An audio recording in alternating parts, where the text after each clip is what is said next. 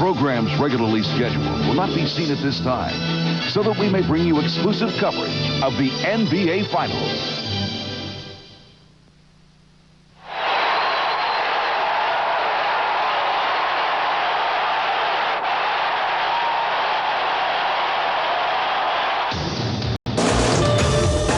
Game 5, and the answer to that question coming up.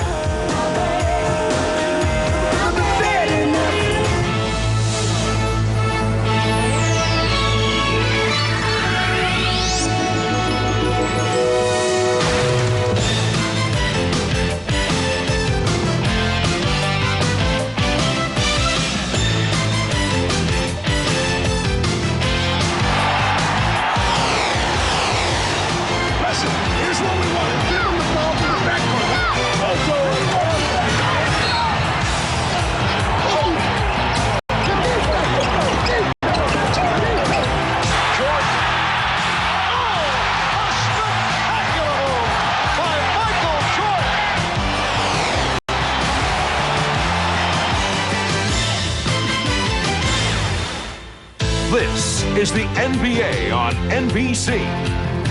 The 1992 NBA Finals. Tonight, Game 5 between the Chicago Bulls and the Portland Trail Blazers. The last thing the average person wants is the average car. That's why the new Mazda brought you the return of the pure sports car, the all-new RX-7, and the return of the Roadster, the Miata. That's why our 929 feels personal, and our MX-6 feels timeless. It's why every Mazda will fulfill its promise in a way no other car can.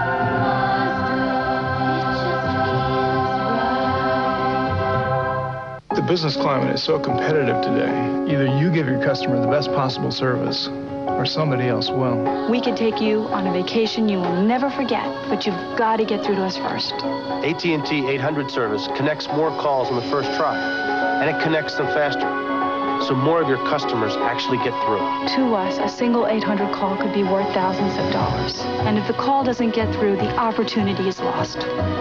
With the AT&T 800 assurance policy, if something happens and the customers can't get through, we'll reroute those calls to any working phone in 30 minutes. Guaranteed. We chose AT&T because our 800 service is our front door, and we want it open to anyone, anywhere who's thinking about a vacation. When you consider that every call is a customer, why would you want anything less than the most reliable 800 service? If you want to win in the 21st century, you have to play the service game and play it really well.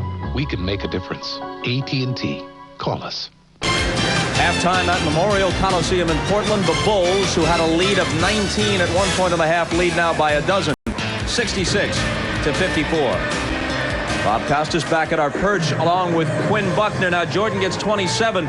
Drexler answers with 20, but picks up his fourth foul before halftime, guarding Jordan. Should Adelman have taken Drexler off of Jordan, if not out of the game? Well, I think that's exactly what you got to look at. You need to either get him out of the game, or you got Terry Porter or Danny Ainge, both of whom I think are capable for short periods of time of guarding Michael Jordan. But more importantly, Adelman can't be disappointed. His team is held in here after a 38-point first quarter by the Bulls. He's got to feel that coming in the second half that his team is fresher probably than are the Bulls. Okay, we want to get in as much of this as possible. We'll show it to you in two parts. The second part after the commercial. Before the game, I sat down with Michael Jordan, and here is part one of that conversation pregame with Michael. You have a feeling this thing should be over?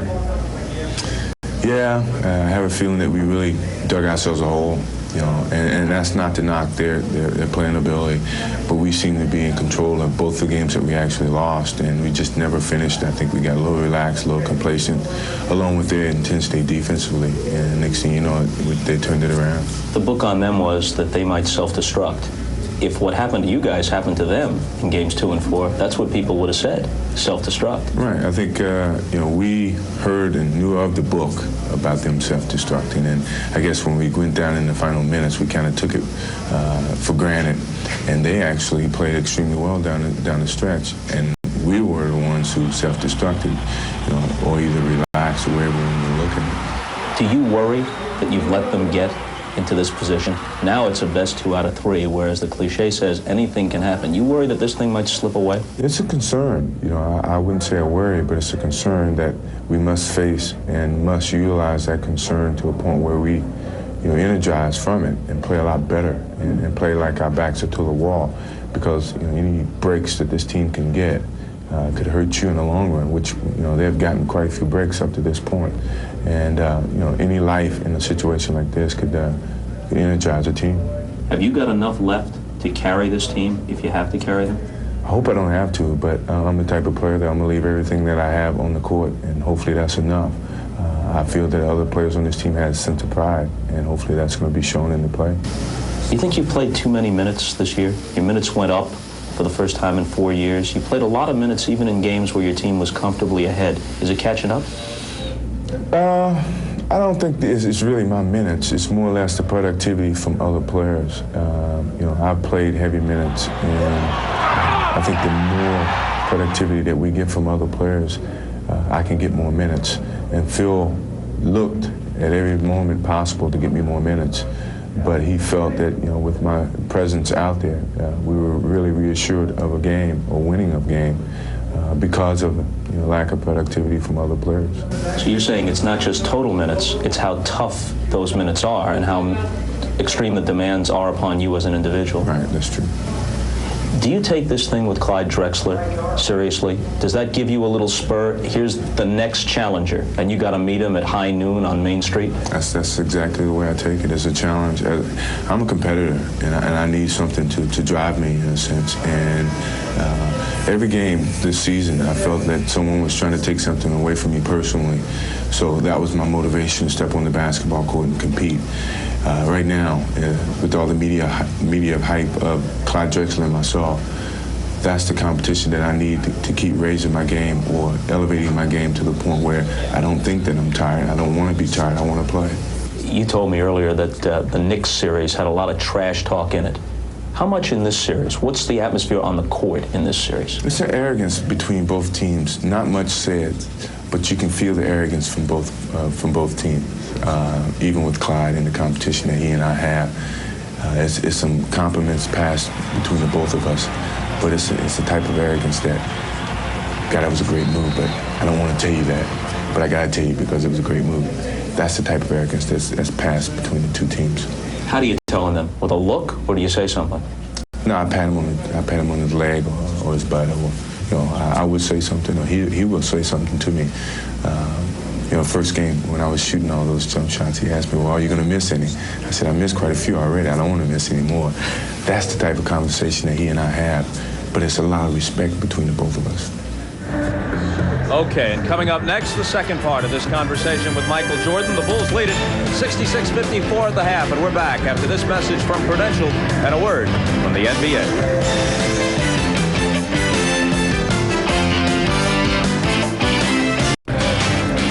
Back in Portland, where the Bulls lead the Blazers at halftime, 66-54. And let's pick up again with the second part of our conversation taped just before tonight's game with Michael Jordan. What kind of perspective do you have now on this year with its controversies, the White House and Horace Grant, and then the book and the golf controversy and the occasional criticism mixed in along with the praise? You have a new perspective on it? Well, I mean, if we win and when we win, it would be a pretty personal gratification year for me. It caps off that type of a year with all the adversities that I had to deal with individually and the support of my team, which, you know, really was not affected by it at all. We really contributed and played well even through all the adversities. It would be something to reminisce and yet be happy that it ended the way that we wanted to end. And from a personal gratification, it would certainly give me an uplifting confidence going into the next season. Would it be more a relief than an exhilaration? Certainly.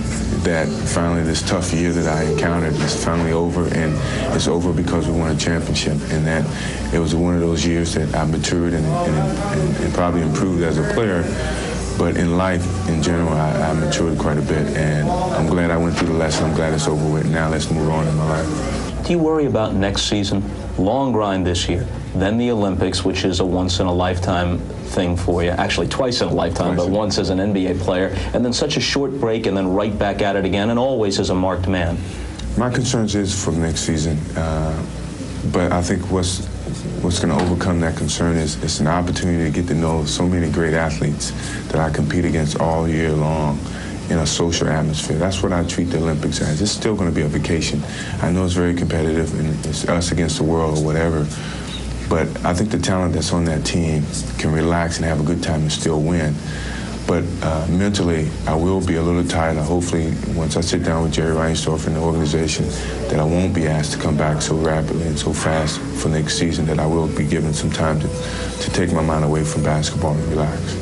Do you ever stand outside yourself and say, whoa, how did I do that? Or, yeah, if I was up in the stands, I'd jump up on that one. I do, but I don't do it in that atmosphere. I do it in the sense that I look at myself from a personal standpoint. Are you doing the right things? Or is everybody going to be happy with what you do? Or do you do it just because you know that's the right thing to do? Or what will your kids think in the future?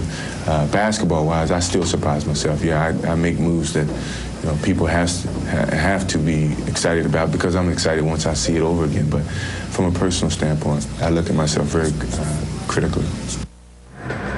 Jordan implicitly critical of his teammates for not carrying enough of the load. Pippen had a big first quarter tonight, and even though Jordan has 27 at the half, Pippen has chipped in with 15. It's Drexler who's carrying too much of the load. He's got 20, and again, Terry Porter shut out of the offense for the Blazers. Only 3 shots and 5 points at the half. Now, you spent some time this week with Michael Jordan. Played golf with him, in fact, right? Well, we did play golf, and what I liked about him is that he makes everybody feel so comfortable. But after we were done during the day, we watched some guys play basketball. He was very, very complimentary and thanked everyone for just being able to help him get his mind off of the game. So obviously the golf helps him get away from the game. Okay, before we get out of here, one quick note. NBC's 3 weekends of U.S. Olympic trials coverage begins tomorrow at 2 p.m. Eastern Time, with Olympic berths up for grabs in boxing and women's gymnastics. 6 American women will compete in Barcelona on what could be one of the best U.S. teams in history. After Thursday's compulsory events at the trials, 15-year-old Shannon Miller was the surprise leader over all-round world champion Kim Zmeskal. Halftime in Portland, Game 5, the Bulls 66, the Trailblazers 54, and we come back after these messages from your local station. This has been the Prudential Halftime Report, brought to you by the companies of the Prudential. In a changing world, one thing remains rock solid: the Prudential.